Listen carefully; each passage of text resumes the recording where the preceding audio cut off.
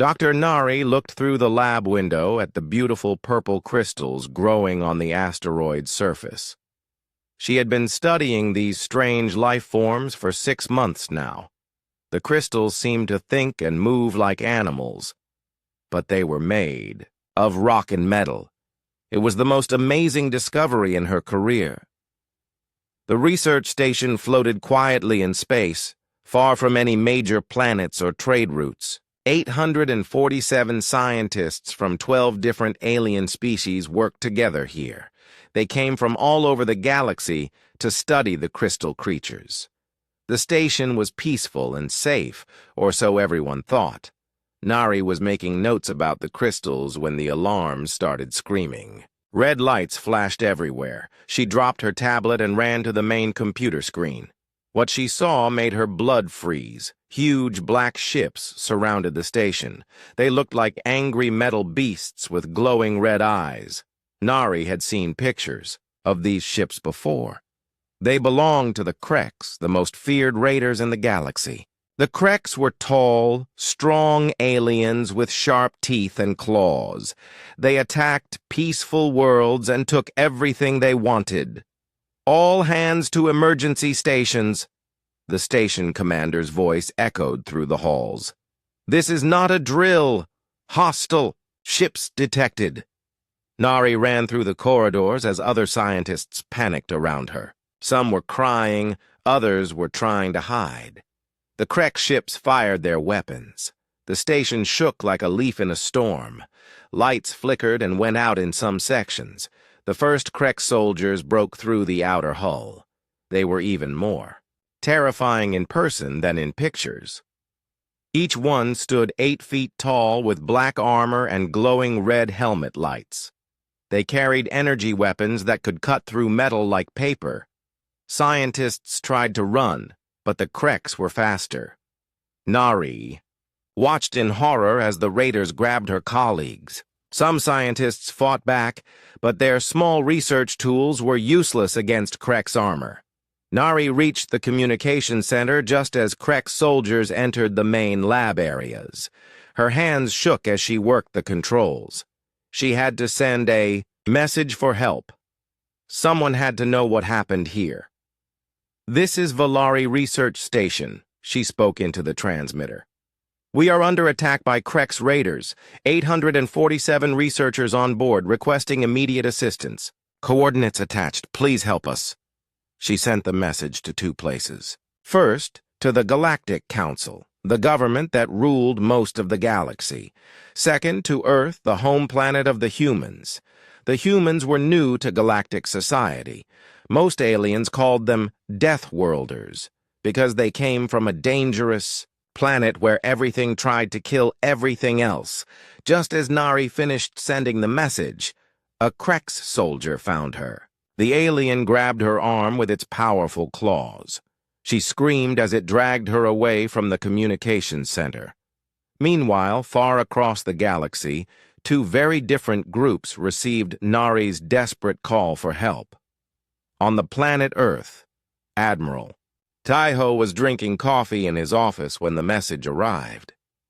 He was the leader of humanity's defense forces. The Admiral was a tall man with gray hair and sharp eyes. He had fought in many battles to protect human colonies from pirates and raiders. Taiho read the message 3 times. His face grew angry. As he understood what was happening, he pressed a button on his desk. Captain Minho, get in here now, he ordered. Captain Minho was Taiho's best tactical advisor. He was younger than the Admiral, with quick hands and an even quicker mind. Minho could plan a battle faster than most people could plan dinner.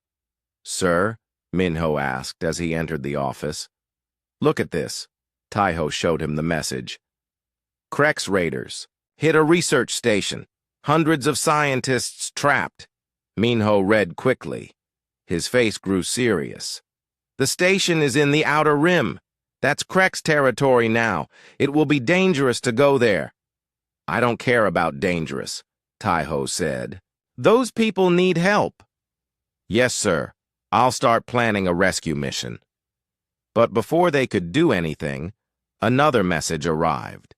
This one came from the Galactic Council. At the same time, on the Council's homeworld, Counselor Veth was dealing with the same distress call. Veth was a tall, thin alien with blue skin and 4 arms. The counselor had been in government for over 100 years. Veth called an emergency meeting with other council members. They all agreed on one thing. The research station was lost. The Kreks were too strong and too violent. Any rescue attempt would fail and create more victims. "Send a message to all military forces," Veth ordered. "That sector is now a no-fly zone. Anyone who goes there will face criminal charges." The Council's message reached Earth just as Admiral Taiho was studying rescue plans. Captain Minho read the Council's warning out loud. "They're telling us to stay away," Minho said. "They say it's too dangerous. Anyone who tries to rescue the scientists will be arrested." Admiral Taiho stood up from his chair. His eyes were cold and hard. "Captain, how many ships can we get ready for battle in 12 hours? "Sir," the Council said. "I heard what they said," Taiho interrupted. "I asked how many ships." Minho smiled. He knew that look in the Admiral's eyes. 200 ships, sir. Maybe more if we push hard." "Then start pushing. We leave in 12 hours. "Sir, what should I tell the Council if they ask about our fleet?" "Movements?" Admiral Taiho walked to the window and looked out at the stars. Somewhere out there, hundreds of innocent people were trapped with brutal raiders. The galactic government wanted to abandon them. The Council was willing to let them die rather than take a risk. "Tell them nothing," Taiho said finally. "We don't ask permission to do what's right." Captain Minho nodded and hurried out to prepare the fleet. Within minutes, alarms were sounding across every human military base. Ships began moving toward E, the launch points. Crews ran to their stations. The humans were going to war, whether the galaxy liked it or not. Back on the captured research station, Dr. Nari sat in a dark cell with dozens of other prisoners. The Kreks had locked all the survivors in the lower levels of the station. Some scientists were hurt. Others were too scared to speak. "Did anyone send a message for help?" whispered Dr. Kato, an elderly researcher from the Zentari species. "I sent one," Nari said quietly. "To the Council and to Earth." "The Council won't come," said another prisoner. "They never fight the Kreks." "What about the humans?" asked Dr. Kato. Nari thought about what she knew of humanity. They were new to galactic society, less than 50 years since first contact. Most aliens thought humans were primitive and violent. They came from a world where massive storms, deadly animals, and poisonous plants were normal. Other species called Earth a death world and its people deathworlders. But Nari had met humans before. They were different from other species. When other aliens faced danger, they ran or hid or called for help. Humans did something else. They got angry, and when humans got angry, they fought back. "Maybe," she said. "Maybe they'll come." Outside their prison, Krek's guards laughed and bragged about their easy victory. They had captured the station in less than 2 hours. Now they would strip it of anything valuable and sell the prisoners as slaves. The Kreks had no idea that their message had reached a species that didn't know how to give up. They didn't understand that humans had a simple rule. You don't abandon your people. Or anyone else's people, for that matter. Help was coming. The only question was whether it would arrive in time. Admiral Taiho's order spread through the human military like wildfire. Within 1 hour, every human fleet base was buzzing with activity. Ships that had been in maintenance were pulled out and quickly repaired. Crews that had been on leave were called back to duty. The largest human fleet in 50 years was taking shape. Captain Ji-won received her orders while eating dinner with her family. She was the commander of the destroyer Soul's Pride, one of the fastest ships in the human fleet. When her communication device buzzed with emergency codes, she knew her quiet evening was over. "I have to go," she told her husband, kissing him goodbye. "Take care of the kids." "How long will you be gone?" he asked. Ji-won looked at the mission details on her screen. A rescue operation in Krek's territory. "I don't know. Maybe a while." She arrived at the spaceport to find her crew already preparing. The ship. Engineer Hyan was running final checks on the weapon systems. He was a short, stocky man who could fix anything that flew, floated, or fought. "How are we looking?" Ji-won asked. "Good news and bad news," Hyan replied, wiping grease from his hands. "Good news is our new plasma torpedoes are ready for field testing. Bad news is we're about to test them on Krek's ships." "Why is that bad news?" Hyan grinned. "Because I think they might be too powerful. We could accidentally blow up something we want to keep intact." Across the base, Communications Officer Yuna was coordinating with Earth's government. The politicians were not happy about Admiral Taiho's decision to ignore the Galactic Council's orders. "The Council is threatening to expel humanity from galactic society," the defense minister told Yuna over a secure channel. "They say we're being reckless and dangerous."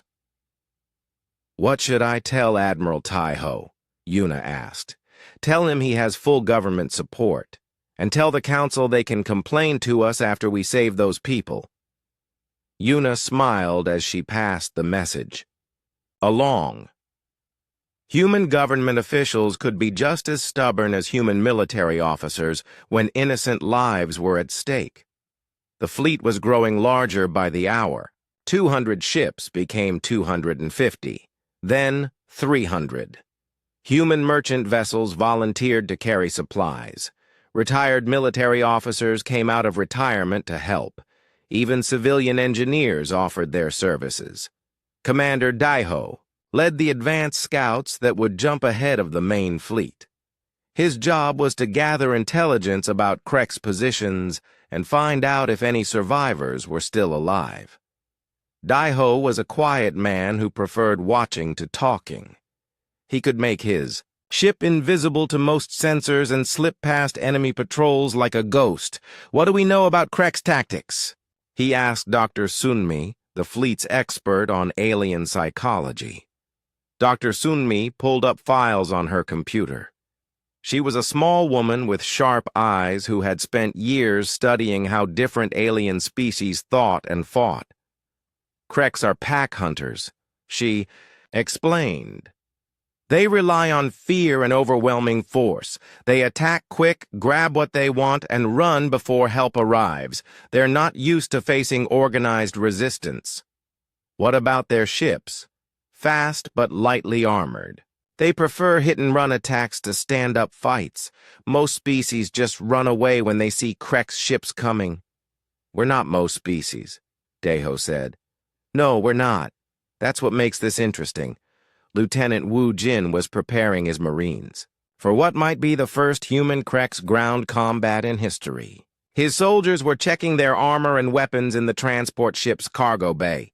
Each Marine carried enough firepower to level a small building. "Listen up," Wu Jin told his troops. "Kreks are bigger and stronger than humans. They have claws and fangs. They're natural predators on their homeworld." One young Marine raised his hand. "Sir, if they're so tough, how are we supposed to fight them?" Wu Jin smiled grimly. "Son, they might be predators on their world, but we're predators on ours, and our world tried a lot harder to kill us." The Marine nodded, looking more confident.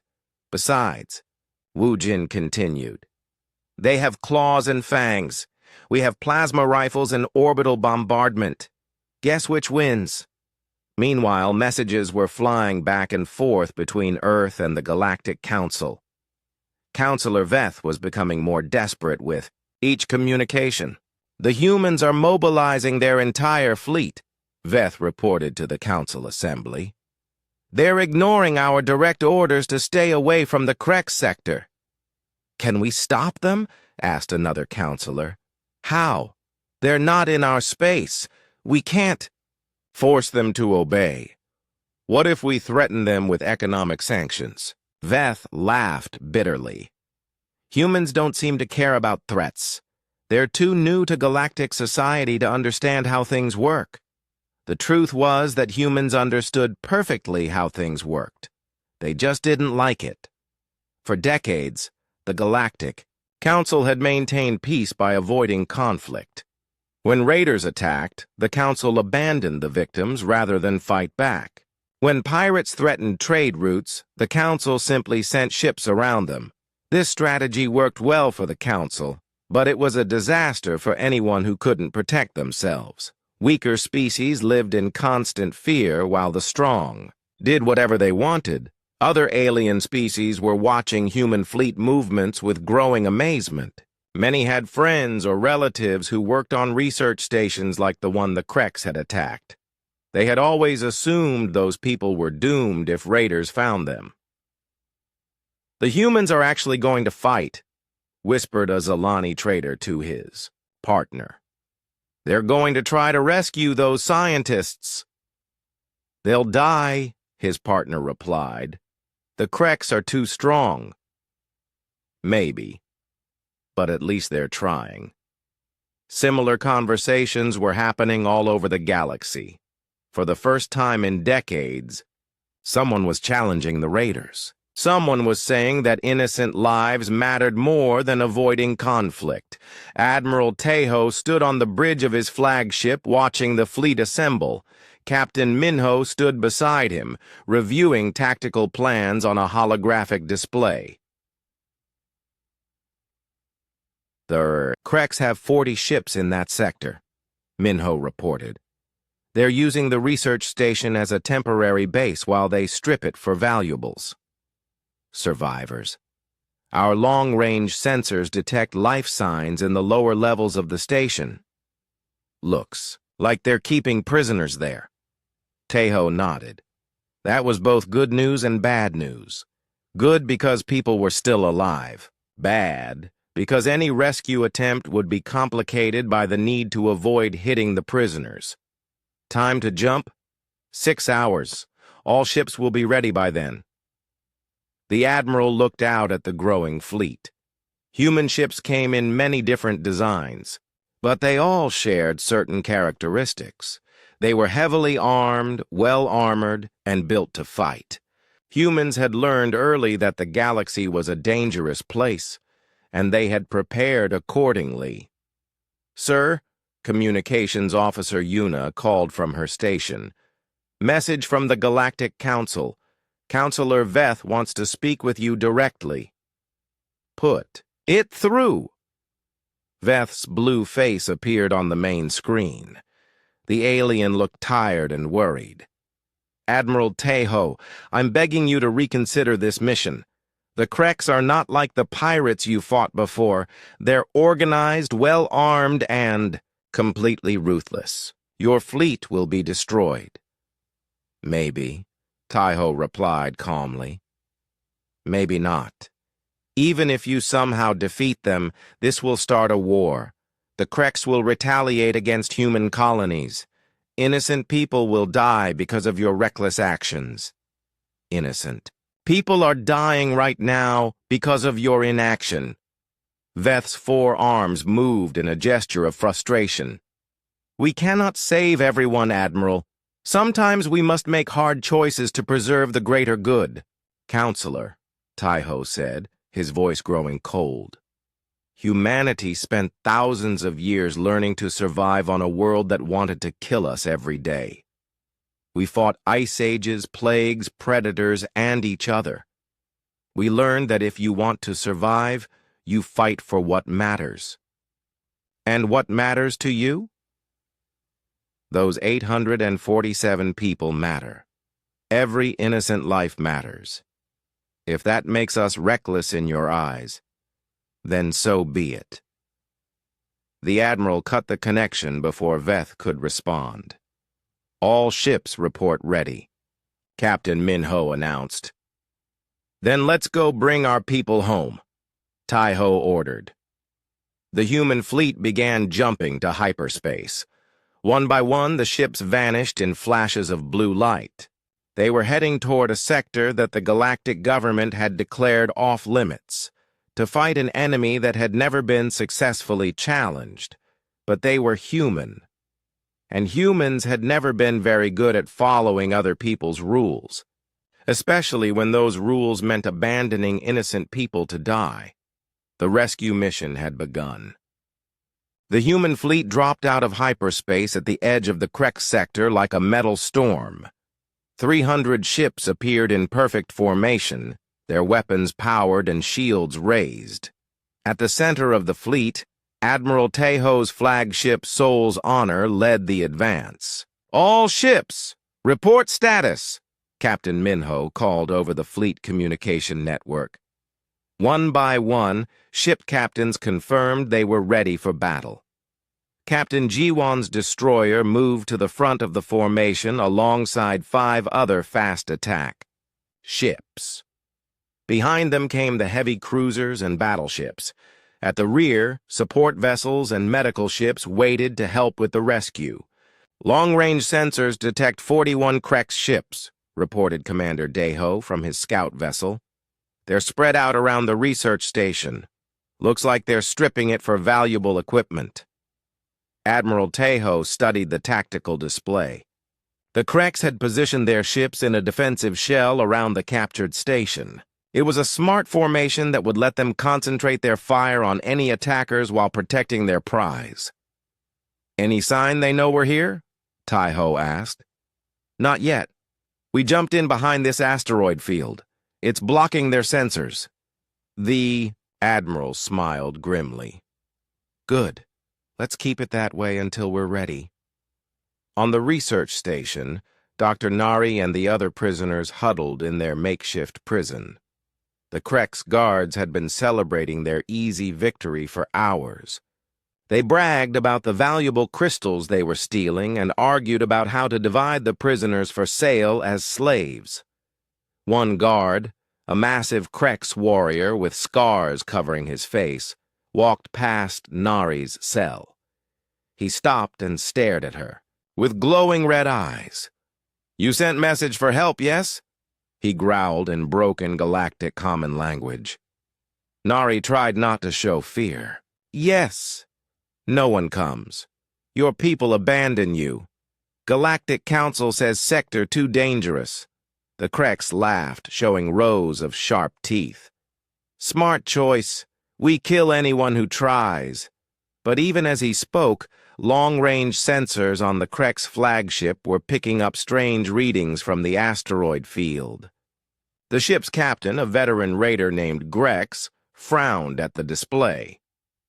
"What is that?" he demanded.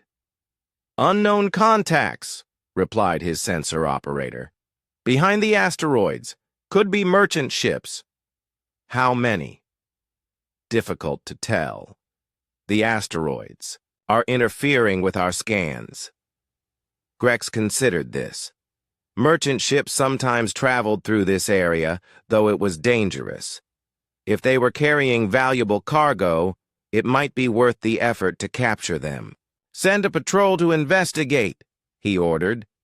6 ships should be enough." The patrol ships moved toward the asteroid field, their weapons ready. They expected to find a few frightened merchants who would surrender immediately.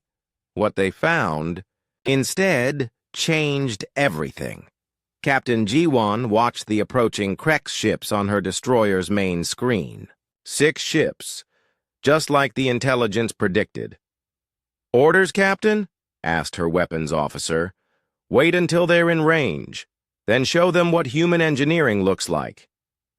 The Krex patrol moved closer, scanning the asteroids for hidden ships. Their sensors were good, But human stealth technology was better. The patrol leader was starting to think the contacts had been false readings when space around him suddenly filled with missile trails. Engineer Hyon's modified plasma torpedoes struck the Krex ships with devastating effect. The aliens' shields, designed to stop conventional energy weapons, offered no protection against the superheated plasma. 2 ships exploded immediately. A third lost power and began drifting.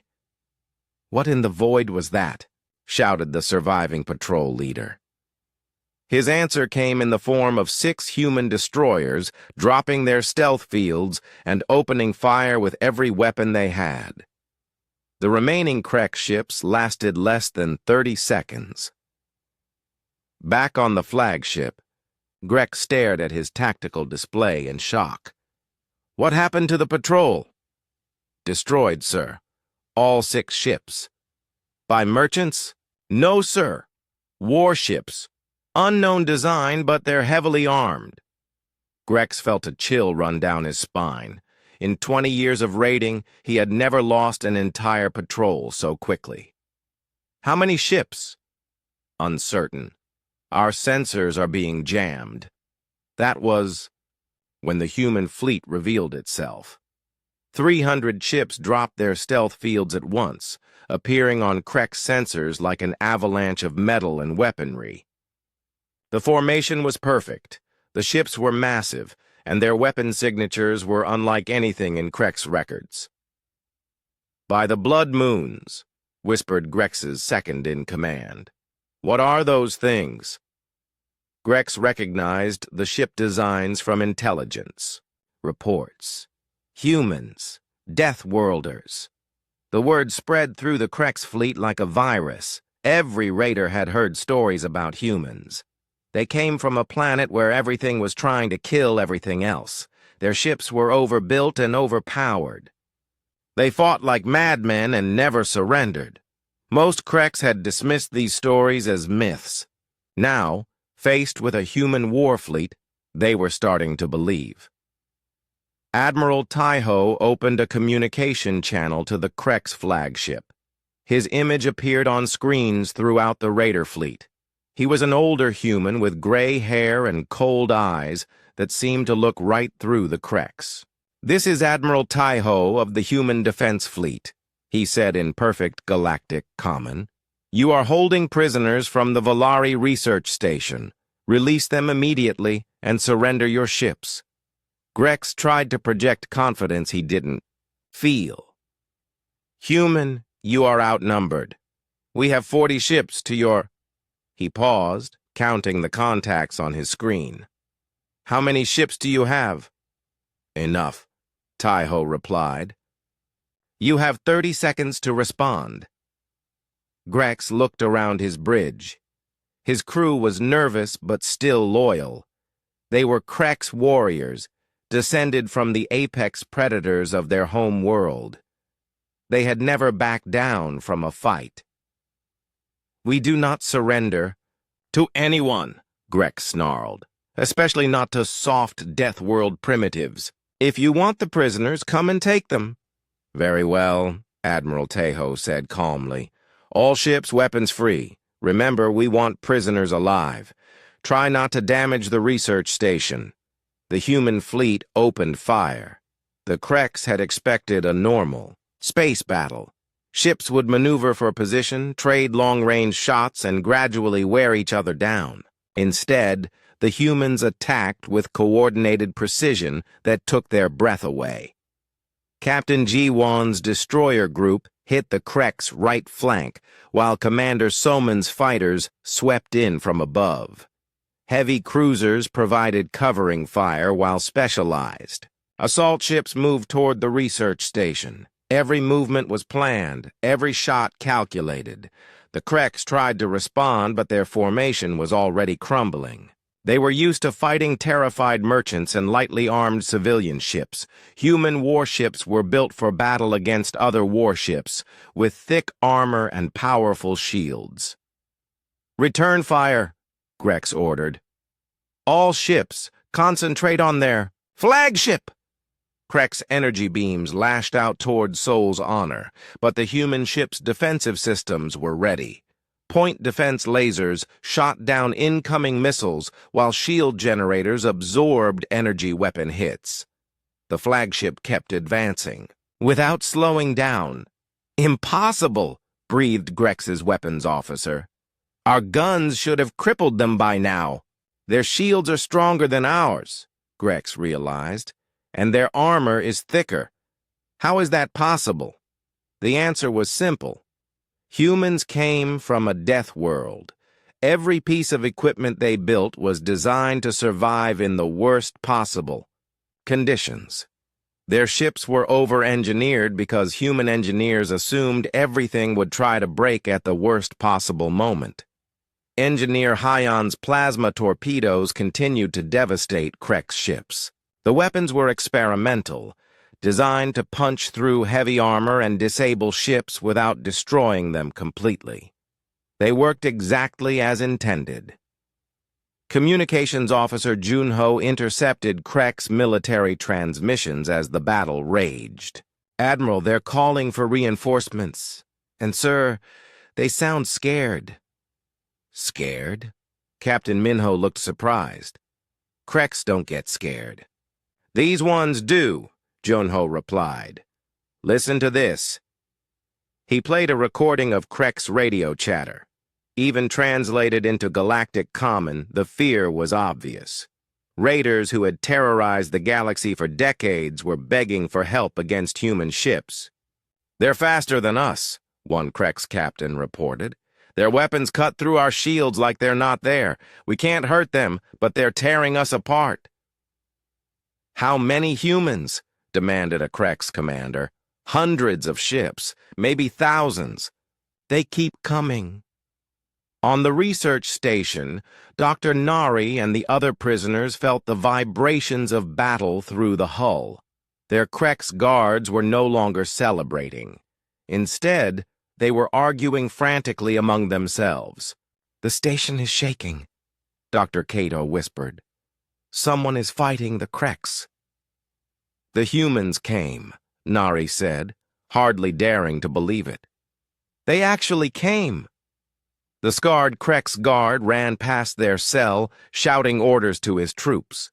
His confident swagger was gone, replaced by barely controlled panic. When he spoke into his communication device, Nari could hear the desperation in his voice. "We need evacuation ships now. The humans are destroying our fleet."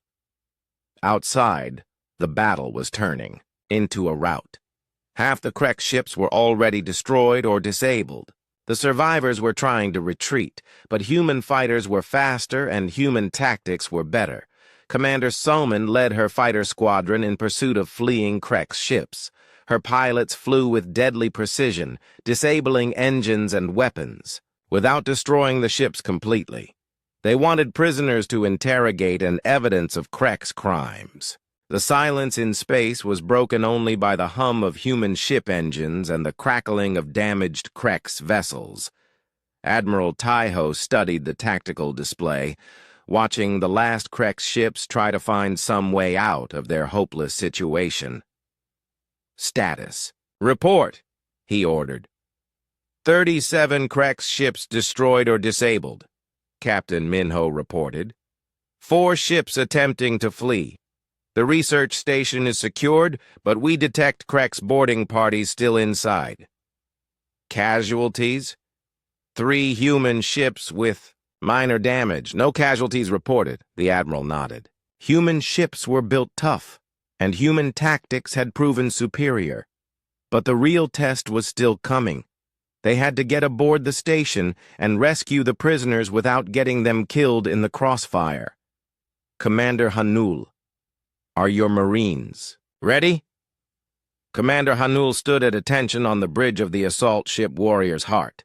She was a compact woman with steady hands and steel nerves. Her Marines were the best soldiers humanity had ever produced. "Yes, sir.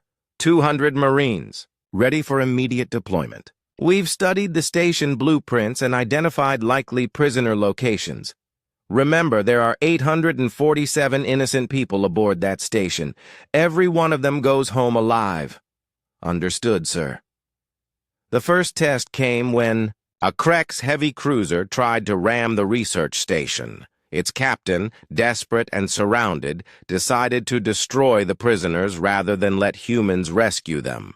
The ship accelerated toward the station's main hull, its remaining weapons charging for a final strike. Captain Jiwan's destroyer intercepted the cruiser before it could reach the station. Her ship was smaller and lighter, but it was also faster and better armed. The Soul's Pride opened fire with everything it had. Engineer Hyon's modified weapon systems proved their worth again. Plasma torpedoes punched through the Krex ship's armor like it was made of paper. The cruiser's engines exploded in a chain reaction that lit up the darkness of space. Target destroyed, Jiwan reported. Station is secure. Good work.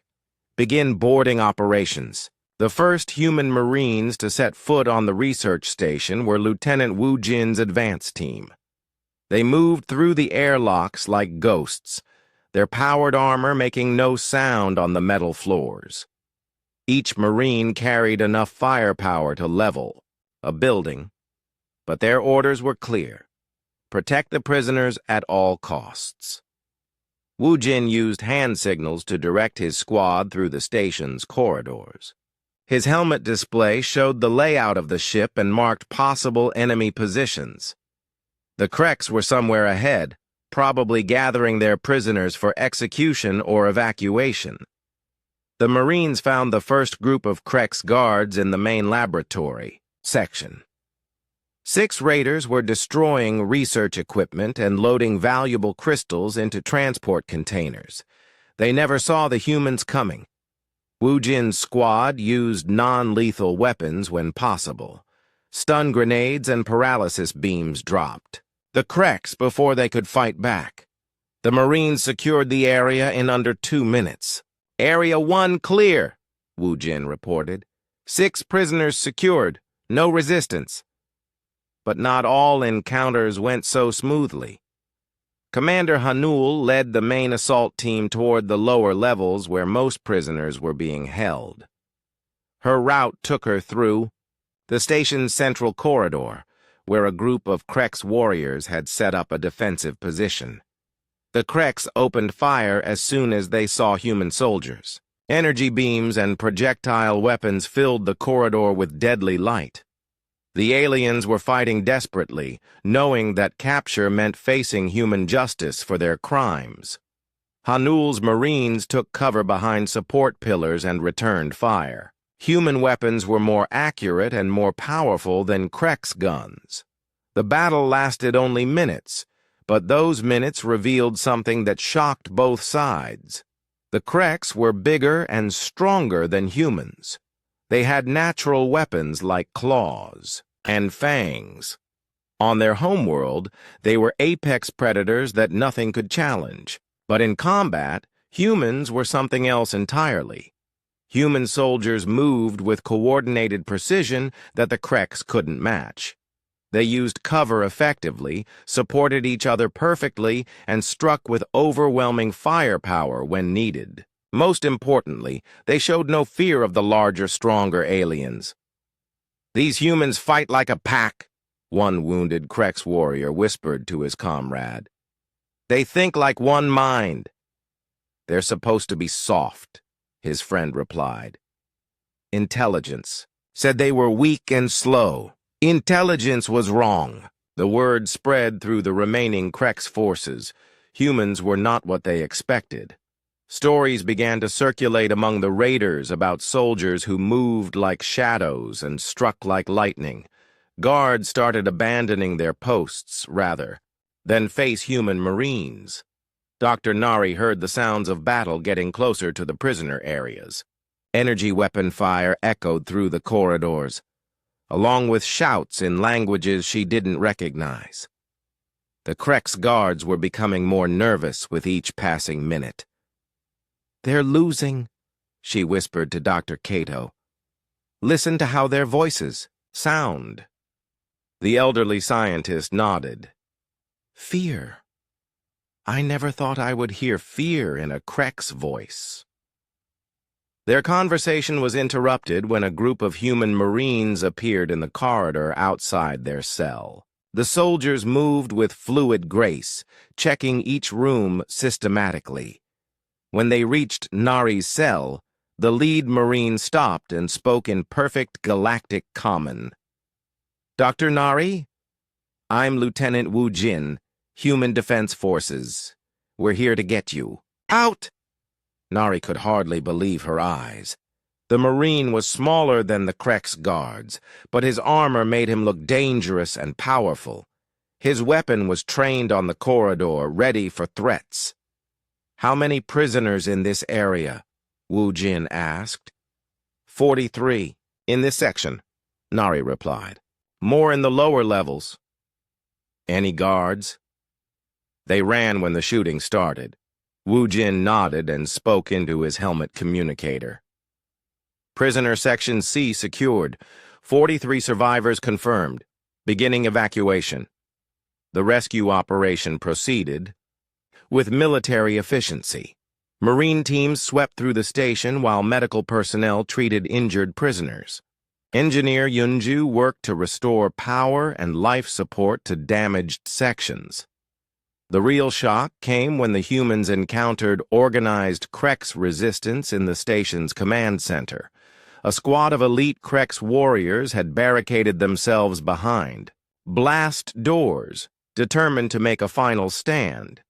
Commander Hanul studied the tactical situation.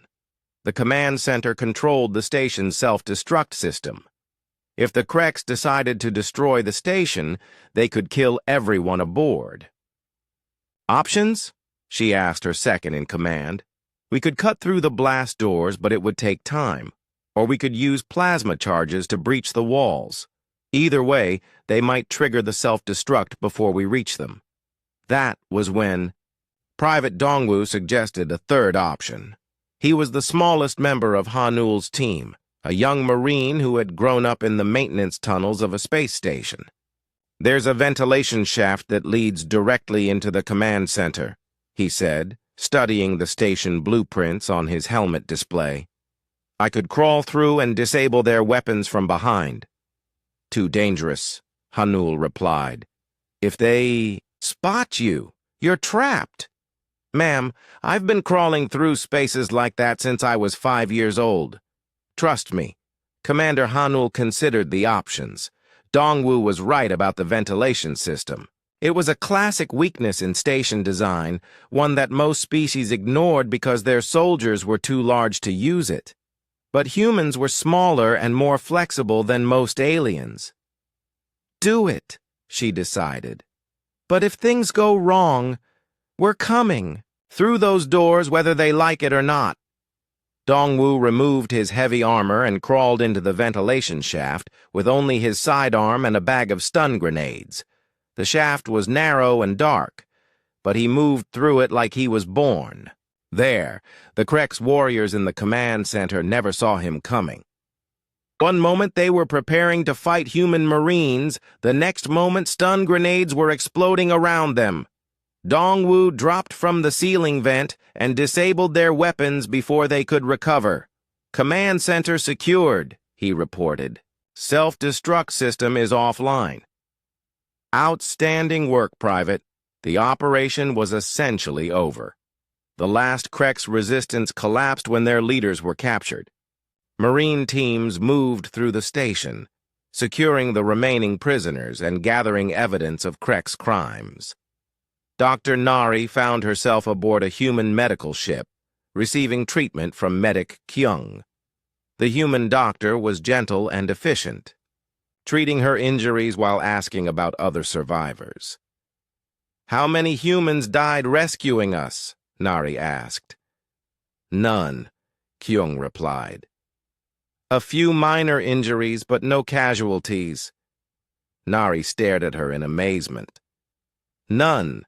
But there were 40 Krek's ships. Human ships are tough, and human tactics are effective. As the rescued prisoners were transferred to safety, they shared their stories of the rescue. The humans had moved through the station like professional soldiers, showing no mercy to the raiders but perfect care for the prisoners. They had fought a vastly superior enemy force and won without losing a single person. The psychological impact on the Kreks was devastating. These aliens had built their entire culture around being the strongest, fastest, most dangerous species in space. Now they faced the reality that something deadlier existed. "They're not like other species," one captured Kreks captain told his interrogators. "Other aliens run when they see us coming. Humans run toward us. They enjoy fighting." The rescued prisoners filled the medical bays of human ships, but their ordeal was far from over. Dr. Nari watched through a porthole as more Kreks ships dropped out of hyperspace in the distance. The raiders had called for reinforcements, and now a massive fleet was approaching for revenge. "How many ships?" she asked Medic Kyung, who was treating her injuries. 63 confirmed," Kyung replied without looking up from her scanner. "Maybe more hiding behind that gas giant." Nari felt her heart sink. The human fleet had already fought hard to rescue them. Now they faced an even larger enemy force. "Will you retreat?" Kyung looked up with a puzzled expression. "Retreat? Why would we retreat?" "Because you're outnumbered. You saved us already. You don't need to fight another battle." The medic smiled. "Dr. Nari, you don't understand humans very well yet. We don't run from fights when innocent people might get hurt." On the flagship Soul's Honor, Admiral Taeho was coordinating the defense while also managing the prisoner evacuation. The rescued scientists needed medical attention and safe transport away from the battle zone. But moving them would take time the fleet might not have. "Status of the evacuation?" he asked Captain Minho. 60% complete. The medical ships are loading as fast as they can, but many prisoners need immediate treatment. How long do we need?" 2 hours minimum. Taeho studied the tactical display. The approaching Kreks fleet would arrive in 90 minutes. The timing would be close but manageable if his fleet could hold the line. "All combat ships, form defensive positions around the medical vessels," he ordered. "No Kreks ship gets through." Commander Daeho had moved his scout ships to the edge of the system, keeping watch on the approaching enemy fleet. What he saw through his long-range sensors was both impressive and terrifying. "Admiral, I'm getting detailed scans of the Kreks reinforcements," he reported. "This isn't just a rescue operation for them. It's their entire sector fleet." "What kind of ships?" "Heavy battleships, assault carriers, and at least 30 fighters per carrier. Sir, they're bringing everything they have." The news spread through the human fleet quickly. Every captain understood what this meant. The Kreks weren't just trying to rescue their captured comrades. They were attempting to crush human forces completely and send a message to the galaxy that challenging Kreks raiders meant death. Lieutenant Wu Jin was helping load the last rescued prisoners onto medical transports when he overheard 2 scientists talking. "The humans are going to die because of us," whispered Dr. Kato. "They should run while they can." "Maybe they will," replied another researcher. "No one would blame them." Wu Jin stopped what he was doing and looked at the frightened aliens. "Sir, with respect, you don't understand. We came here to save you. That mission isn't complete until you're all safe at home." "But there are too many Kreks ships," Dr. Kato protested. "Maybe. But that's not your problem anymore. It's ours." Engineer Yunju was working frantically to repair the research station's communication systems. The facility had valuable scientific data that needed to be preserved, and its long-range transmitters could be useful in the coming battle. Power restored to sections 1 through 5, she reported to Commander Hanul. The main computer core is intact. All research data is recoverable. Good work. What about the transmitter array? Damaged but repairable. Give me another hour and I can have it sending messages across the galaxy. Hanul nodded. An hour they might not have, but the effort was worth making. The galaxy needed to see what happened here. They needed to know that humans kept their promises and that raiders could be defeated. The first Krek ships began appearing at the edge of sensor range. Their formation was different from the raiding fleet that had been destroyed earlier. These were military vessels arranged in battle formation, advancing with disciplined precision. "They're taking this seriously," observed Captain Ji-Won from her destroyer's bridge. "No more hit-and-run tactics." "Good," replied Engineer Hyon as he made final adjustments to their weapons. "My new plasma torpedoes work better against ships that hold still." Communications Officer Yuna intercepted messages between the approaching Krek ships. The aliens were coordinating their attack carefully, discussing human tactics and weaknesses they had observed from the earlier battle. "They've learned from the first engagement," she reported to Admiral Taiho. "They know our ships are heavily armed and well shielded. They're planning to overwhelm us with numbers." "Standard Krek's thinking," Taiho replied. "They assume superior numbers guarantee victory, don't they?" The Admiral smiled grimly. "That depends on how you use those numbers." On the medical ships, the rescued prisoners watched human preparations with growing amazement. Instead of fleeing or panicking, the humans worked with calm efficiency. Every person knew their job and did it without complaint or hesitation. Doctor. Nari found herself assigned to help Medic Ji-hoon treat injured prisoners. As she worked, she watched the human medical staff prepare for battle casualties. "Aren't you afraid?" she asked Ji-hoon. "Of course," he replied while organizing medical supplies. "Fear keeps you alive in combat, but being afraid doesn't mean you run away." "How can you be so calm?" "Practice. Humans have been fighting for survival for thousands of years. We've learned that panic kills more people than bullets."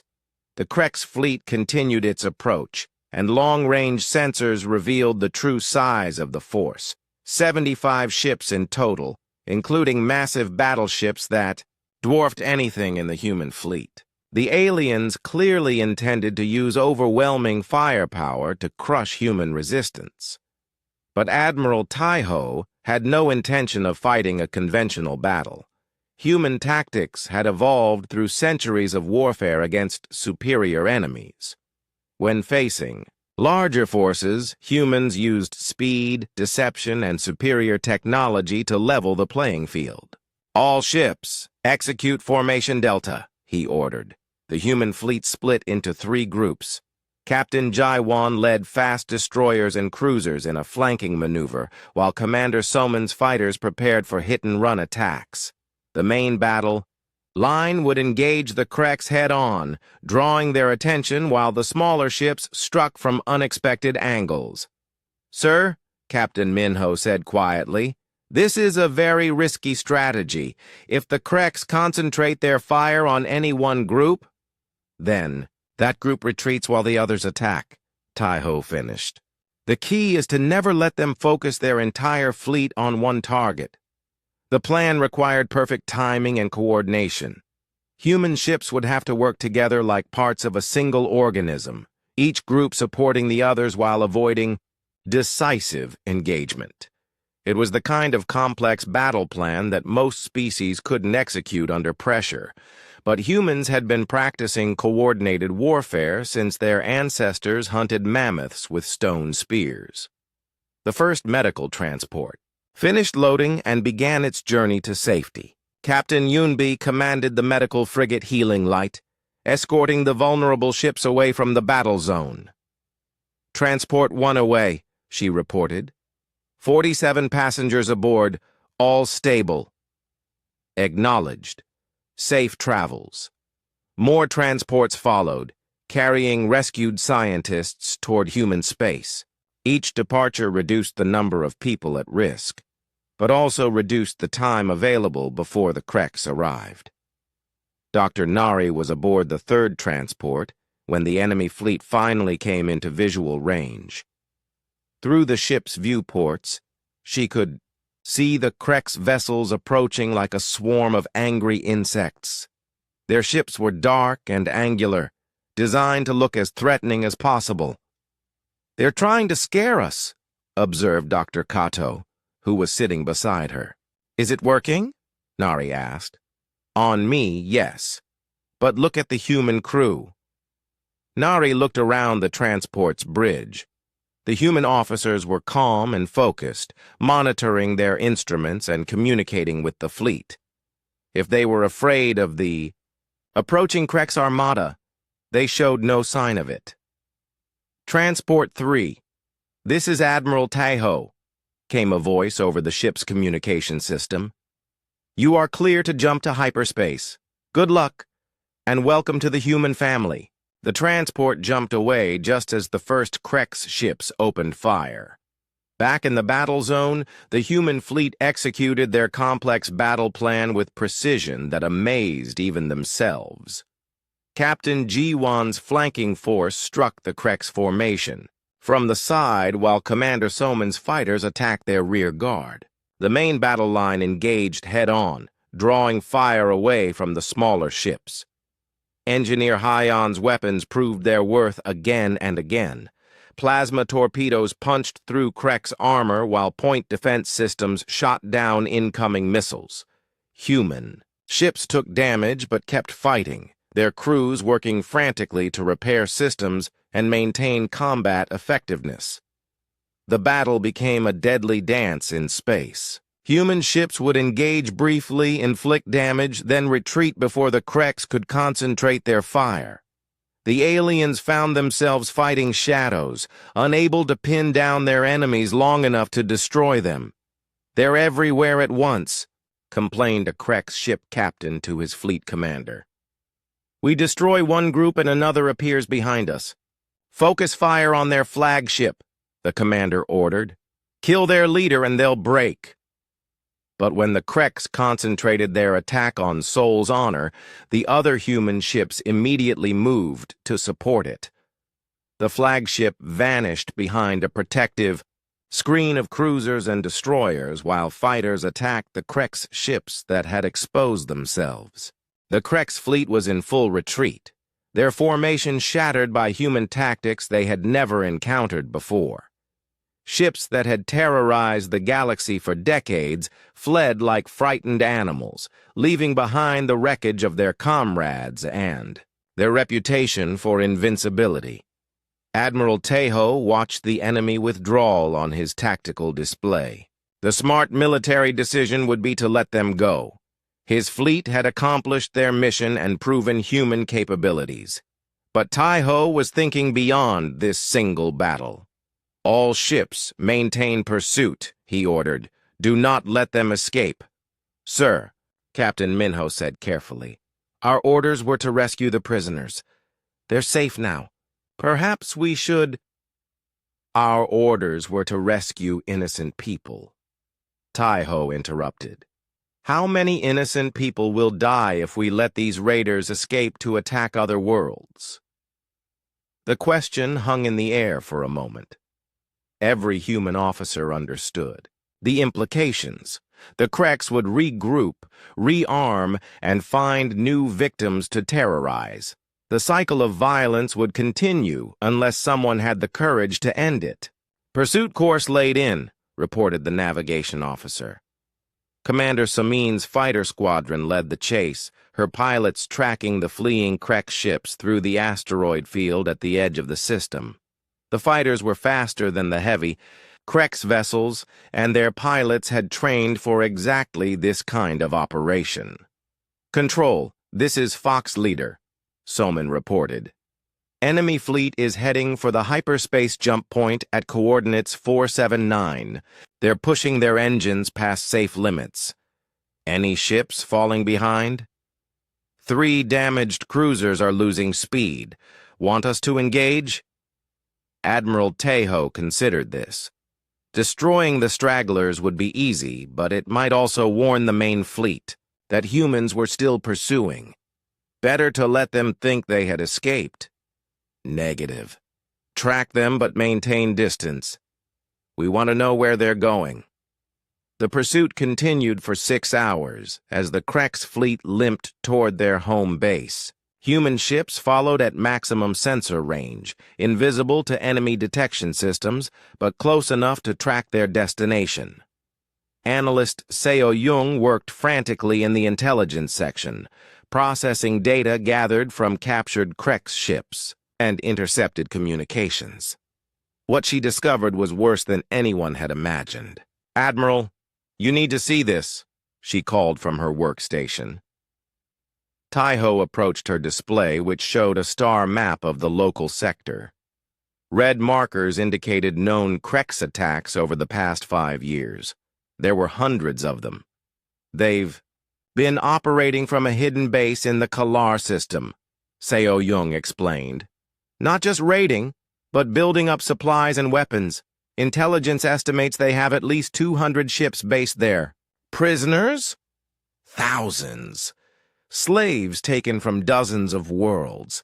They're being held in orbital facilities around the base. Captain Minho whistled softly. It's not just a military base. It's a slave market. Admiral Tejo studied the intelligence reports. The Krex weren't just random raiders. They were running an organized criminal empire built on slavery and terror. The research station attack had been just one small part of their operations. How long until they reach their base? 18 hours. At their current speed, Seo Jung replied. And how long until our reinforcements arrive? Admiral Kim's battle group will be here in 12 hours. Another 200 ships. Tejo nodded. The human government had been monitoring the situation and had already dispatched additional forces.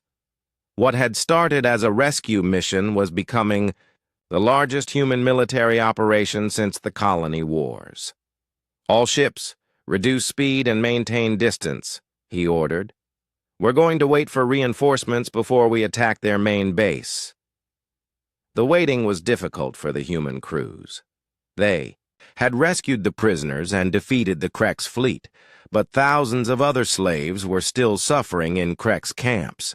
Every hour of delay meant more innocent people in pain. Dr. Nari, now safely aboard a human medical ship traveling toward Earth, watched news reports about the ongoing operation. The galactic media was in chaos, with some outlets praising human courage and others condemning human aggression. The Galactic Council has issued a formal protest, reported a Zentari news anchor. They claim human forces are operating illegally in neutral space and violating interstellar law. What do you think? Dr. Nari asked Medic Kyung, who was monitoring her recovery. I think the Council is scared, Kyung replied. For 50 years, they've maintained peace by letting bullies do whatever they want. Now someone is standing up to the bullies, and the Council doesn't know how to handle it. The news reports continued with interviews from galactic leaders. Most condemned human actions as reckless and dangerous. A few quietly expressed support for finally dealing with the Krex threat. The humans are making a mistake, declared Counselor Veth in an emergency session. They cannot solve violence with more violence. This will only lead to greater conflict. But other voices were beginning to speak up.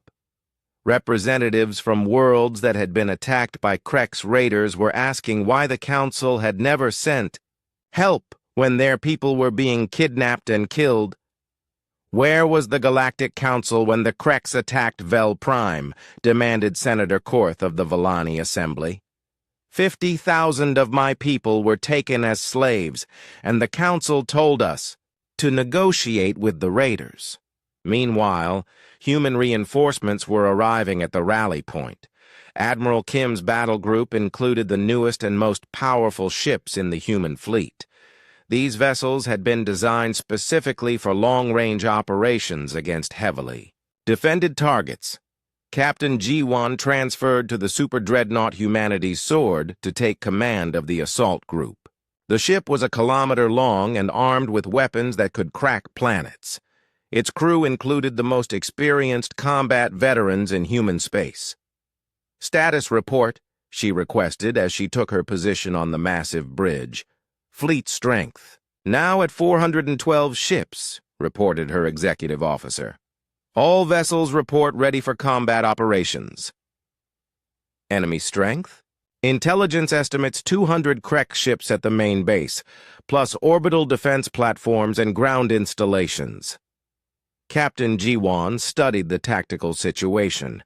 The numbers were roughly even, but the Kreks would be fighting from prepared positions. It would be a difficult battle even with human technological advantages. What about the prisoners?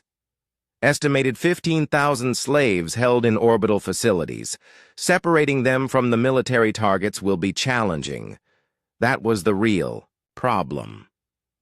The Kreks had deliberately placed their slave camps near their military bases, using innocent people as human shields. Any attack would risk killing the very people they were trying to save. Engineer Hyon had a solution. He had been working on a new type of weapon specifically designed for this kind of situation. Precision plasma beams that could disable ships and facilities without causing massive explosions. "Think of them as surgical knives instead of sledgehammers," he explained to the assembled officers. "We can cut enemy ships apart without destroying them completely. Disable their weapons and engines, then board them to free the prisoners. How many ships can you equip with these new weapons?" 50 ships in the next 8 hours. More if we work around the clock. Admiral Taiho made his decision. "Do it. Equip as many ships as possible. We're going to liberate that base and free every slave they're holding." The human fleet spent the next day preparing for the assault. Ships were refitted with new weapons while Marine units practiced boarding operations. Intelligence teams analyzed every piece of data about the Krek's base, looking for weaknesses to exploit. Commander Deho led a reconnaissance mission to scout the enemy base. His stealth ship slipped through Krek's patrols and mapped the entire facility. What they found was both impressive and horrifying. "The base is huge," he reported back to the fleet. 20 orbital platforms connected by transport tubes. The main command center is on the largest platform surrounded by defensive weapons. What about the prison facilities? Separate platforms on the outer edge of the complex. They're lightly defended, but they're close to the Krek's fleet anchorage. Casualties if we attack directly? Heavy. The Kreks will try to destroy the prison platforms rather than lose their slaves. Admiral Taiho gathered his senior officers for a final planning session. The attack would be the most complex operation in human military history, requiring perfect coordination between hundreds of ships and thousands of personnel. "We have one chance to do this right," he told them. "If we fail, those 15,000 slaves will die, and the Kreks will scatter to other hiding places." "What's the plan, sir?" asked Captain Jiwan. "3-phase operation. Phase 1, disable their fleet before they can threaten the prisoners. Phase 2, secure the prison platforms. Phase 3, destroy the base and capture or eliminate all Kreks. Leadership. Rules of engagement. Any Krek ship that threatens prisoners is a priority target. Any ship that surrenders will be accepted. We're not here for revenge, we're here for justice." As the human fleet prepared to jump to the Krek's base, messages of support began arriving from across the galaxy. Worlds that had suffered under Krek's raids were pledging assistance. Even some Galactic Council members were quietly expressing approval. For human actions. The tide is turning, observed Communications Officer Yuna. The galaxy is starting to realize that someone finally has the courage to fight back. The human fleet dropped out of hyperspace at the edge of the Kalar system like an avenging angel made of metal and fire. 412 ships arranged themselves in perfect formation, their weapons powered and their crews ready for the most important battle of their lives. The Krex base hung in space before them, a massive complex of orbital platforms and defense stations that had terrorized the galaxy for decades. Hundreds of stolen ships floated in the anchorage area, trophies from countless raids on innocent worlds. Target analysis complete, reported analyst Seo Young. 237 Krex military vessels, 15 prison platforms, and 46 defensive installations. Admiral Taiho studied the tactical display. The base was larger and more heavily defended than intelligence had suggested. But scattered throughout the complex were the real targets. 15,000 slaves from dozens of different worlds, all waiting for rescue or death. All ships commence Operation Liberation, he ordered. The attack began with precision strikes against Krex communication arrays. Commander Soman's fighters swept through the outer defenses, targeting sensor stations and command relays. Within minutes, the Krex base was blind and deaf, unable to coordinate its defenses. Phase 1 complete, Soman reported. Enemy communications disrupted. Begin Phase 2. Captain Jiwon led the main assault force toward the Krex fleet anchorage. Her objective was to disable as many enemy ships as possible before they could threaten the prison platforms. Engineer Hyon's new precision weapons proved devastatingly effective. Surgical plasma beams lanced out from human ships, targeting specific systems on Krex vessels. Engines exploded in controlled bursts that disabled ships without destroying them. Weapon systems melted under concentrated fire. Within 30 minutes, half the Krex fleet was dead in space. "This is impossible!" breathed Krex Fleet Commander Grax as he watched his ships being systematically dismantled. "Our intelligence said humans were primitive warriors with crude weapons." "Our intelligence was wrong about many things," replied his tactical officer. "Should we surrender?" Grax snarled, showing his sharp teeth. "Krex, do not surrender. Fight to the last ship." But his orders were falling on increasingly deaf ears. Krex ship captains had watched human forces destroy their invincible fleet with casual efficiency. Many were beginning to doubt everything they had been told about their own superiority. The first prison platform was liberated by Lieutenant Wu Jin's Marine assault team. They breached the facility's airlocks and swept through the corridors, stunning Krex guards and freeing terrified slaves. "Incredible," whispered Wu Jin as he saw the conditions inside. Thousands of beings from across the galaxy were crammed into tiny cells, many showing signs of malnutrition and abuse. "How long have some of these people been here?" "Years," replied a freed Zentari merchant. "Some were captured during the first Krex raids 5 years ago. We thought we would die here." "Not today," Wu Jin assured him. "Today you go home." The liberation of each prison platform revealed new horrors. Families separated, children taken from their parents, entire populations enslaved for Krex profit. The human Marines worked with grim determination, treating each rescued slave with dignity while documenting Krex crimes for future prosecution.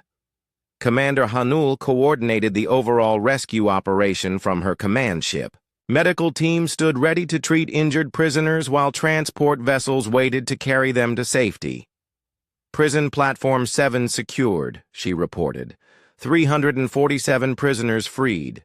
Many need immediate medical attention. Acknowledged. Medical ships are standing by. Captain Yunbi commanded the medical frigate Healing Light, which had been converted into a floating hospital for this operation. Her crew worked around the clock treating former slaves, many of whom had never seen human beings before. "Are you really here to help us?" asked a young Villani girl who had been taken during a raid on her home world. "Yes, sweetheart," replied Medic Jehoon as he treated her injuries. "We're here to take you home." But the Krek said no one would come. They said everyone had forgotten about us. Well, the Kreks were wrong about that too. The battle for the main. Krek's base intensified as human forces closed in on the command center. Grax had concentrated his remaining ships around the central platform, determined to make a final stand. "All batteries target their flagship," he ordered. "If we can kill their admiral, maybe we can still win this." But Admiral Taiho was ready for such tactics. Seoul's honor vanished behind a protective screen of escort ships while long-range missiles streaked toward the Krek's command platform. The guided weapons punched through defensive shields and disabled the platform's main weapons. "Sir," Captain Minho reported, "enemy resistance is collapsing. Most of their ships are surrendering or trying to flee. Let the surrendering ships through to designated areas. Destroy any ship that tries to escape." The tide of battle turned decisively when engineer Yunju successfully penetrated the Krek's computer networks. Working from a captured facility, she downloaded terabytes of data about Krek's operations throughout the galaxy. "Admiral, you need to see this," she called over the communication network. "I've found records of every Krek's operation for the past 10 years. Raid targets, slave sales, criminal contacts, everything. How extensive are their operations? Over 200 attacks on civilian targets, 15 major slave markets, business relationships with criminal organizations in 47 star systems." The scope of Krek's criminality was staggering. They weren't just random pirates. They were the center of a galactic criminal network that touched dozens of worlds. Their defeat would cripple organized crime throughout the region. Communications Officer Junho intercepted surrender offers from individual Krek ships. Many captains were abandoning their posts rather than face human justice. The few who continued fighting did so with the desperation of cornered animals. "This is Captain Vorth of the Krek's vessel Death's Claw," came one transmission. "We surrender unconditionally. Please don't destroy us." "Surrender accepted," Admiral Taiho replied. "Power down your weapons and prepare to be boarded." Similar messages came from throughout the Krek's fleet. The raiders who had terrorized the galaxy for decades were begging for mercy from the primitive. Humans they had once dismissed. The final assault on the command platform was led by Commander Hanul herself. Her Marines stormed through the facility with overwhelming force, capturing Krek's leaders before they could destroy evidence or execute remaining prisoners. Fleet Commander Grax was found in his command center, surrounded by the wreckage of his communications equipment. He had been trying to send a final message to other Krek's fleets when the humans breached his defenses. "You have destroyed everything," he snarled at Hanul as her Marines secured him. "The Kreks will never forgive this insult." "The Kreks won't have a choice," Hanul replied calmly. "Your raiding days are over." With the capture of Grax and his command staff, organized resistance collapsed. The remaining Krek's ships surrendered or fled, leaving behind their base, their prisoners, and their reputation for invincibility. 6 months after the fall of the Krek's empire, the galaxy had transformed in ways no one could have predicted.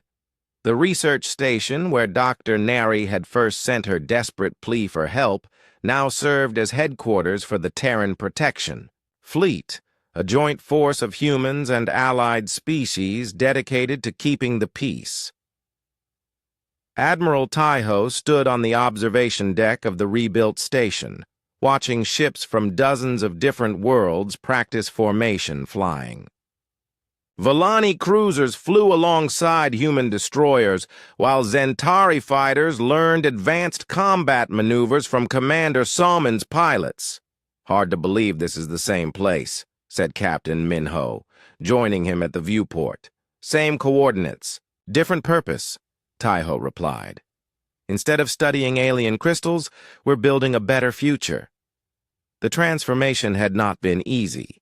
Integrating different species into effective military units required patience, understanding, and compromise. Human officers had to learn alien customs, while alien crews adapted to human discipline and tactics. Lieutenant Wu Jin had become one of the fleet's most successful integration specialists. His mixed-species marine units were now considered the elite of the protection forces, capable of operating in any environment against any threat. "The key is respect," he explained to a group of new human officers. "These alien soldiers aren't trying to become human. They're trying to become better at protecting innocent people. That's something we can all understand." His current assignment involved training a joint response team for emergencies in the Outer Rim.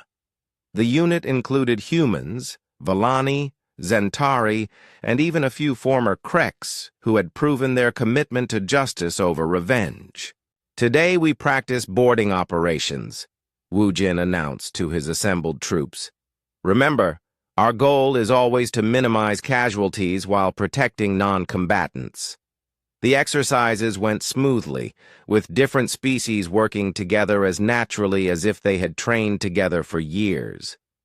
The psychological barriers that had once seemed insurmountable were dissolving under the pressure of shared purpose. Dr. Nari watched the training from her new office in the research section. She had returned to her scientific work, but now her studies focused on developing better communication and cooperation between different species. Her experience as both victim and witness to human courage had given her unique insights. "Progress report on the cultural integration study," she requested from her assistant, a young human scientist named Jamin. "Remarkable results," Jamin replied, pulling up data on his tablet.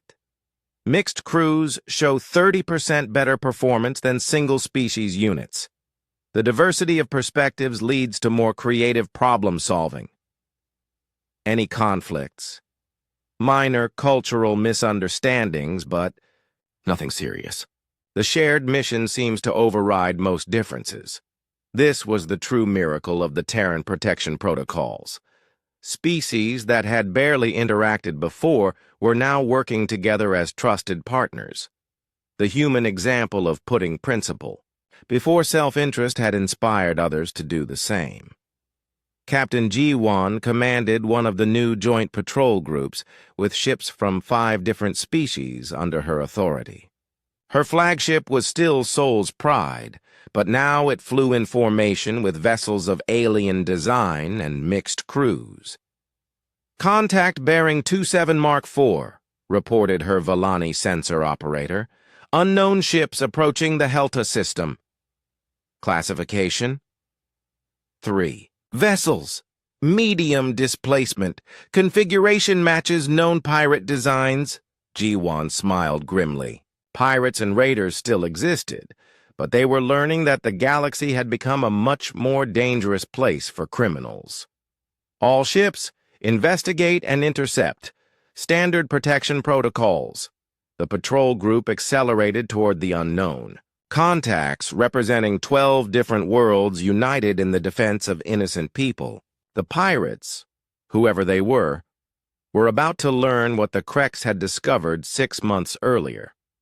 Engineer Hyon had established a new research facility dedicated to developing defensive technologies for the protection fleets. His plasma weapons had proven so effective that other species were eager to license the technology for their own ships. "The Zentari Defense Force wants to equip their entire fleet with our torpedo systems," he reported to Admiral Taiho. They're offering full technology exchange in return. Approved. What are they offering us? Advanced sensor arrays and stealth technology. Their ships can hide from almost any detection system. This kind of voluntary cooperation had become common throughout the protection zone. Species shared their best technologies and tactics, creating combined capabilities that were far superior to anything any single race could achieve alone. Communications. Officer Yuna coordinated the vast network of information sharing that kept the protection fleets operating effectively. Her communication center received reports from hundreds of ships and stations, tracking everything from trade routes to potential threats. Situation report, Admiral Tejo requested during his daily briefing. All sectors report normal activity, Yuna replied. 3 minor pirate groups were intercepted and neutralized by joint patrols. No casualties among protection forces or civilians. What happened to the pirates? Surrendered immediately when they saw our ships. Word is spreading that resistance is useless. The psychological effect of human military success continued to reshape criminal behavior throughout the galaxy. Groups that might once have attempted raids now sought legitimate employment or simply disappeared rather than face the protection fleets. Commander Tejo led long-range reconnaissance missions that kept watch on the galaxy's remaining trouble spots. His scouts had become legendary for their ability to gather intelligence without being detected, providing early warning of potential threats. Admiral, we've identified a new criminal organization trying to establish operations in the Korth sector. He reported from his latest mission. They're calling themselves the Shadow Syndicate. Capabilities? Unknown, but they're being very careful to avoid our patrol routes. Intelligence suggests they're learning from the Krek's defeat. Recommendations? Continue monitoring. If they prove to be a threat to innocent civilians, we can respond immediately. This proactive approach to security was another human innovation that had transformed galactic peacekeeping. Instead of waiting for crimes to occur, the protection fleets worked to prevent them through deterrence and early intervention. The success of human methods had attracted attention from across the galaxy. Delegations from distant sectors came to study the Terran protection protocols, hoping to establish similar systems in their own regions. Dr. Sunmi had become the fleet's expert on scaling protection systems to different cultures and political situations. Her recommendations were helping establish human-inspired defensive alliances in 12 other sectors. The key insight, she explained to a group of visiting diplomats, is that security is not a zero-sum game. When innocent people are safe everywhere, everyone benefits from increased trade, cooperation, and cultural exchange. One of the diplomats, a representative from a species humans had never encountered before, raised a concern. But how do you prevent the protectors from becoming conquerors? History shows that military power often leads to oppression. Accountability, Dr. Sunmi replied simply. Human forces operate under strict legal oversight, with representatives from protected worlds serving on review boards. Power without responsibility is tyranny. This system of checks and balances had been essential to gaining trust from species that remembered the Galactic Council's failures. The protection fleets were powerful enough to defeat any threat, but structured to prevent abuse of that power. Captain Yunbi had established a mobile medical fleet that provided humanitarian assistance throughout the protection zone. Her ships responded to natural disasters, medical emergencies, and refugee crises with the same efficiency they had once shown in military operations. Medical transport healing light responding to emergency at Vel Minor, she reported during a typical day. Volcanic eruption has displaced 50,000 civilians. Support available? Zentari cargo ships are providing evacuation assistance. Villani medical teams are treating casualties. Human engineering crews are establishing temporary shelters. This kind of coordinated humanitarian response had become routine throughout the protection zone. The same ships and crews that fought. Pirates also delivered aid to disaster victims, demonstrating that strength and compassion were not contradictory values. Medic Jehoon found himself training medical personnel from dozens of species in advanced trauma care and disaster response. The techniques developed during the Krex campaign had applications far beyond military medicine. The most important thing to remember, he told a class of mixed-species medics, is that every patient is someone's family. Species, politics, and past conflicts don't matter in a medical bay. His students took these lessons seriously, understanding that they were part of a movement that valued all sentient life equally.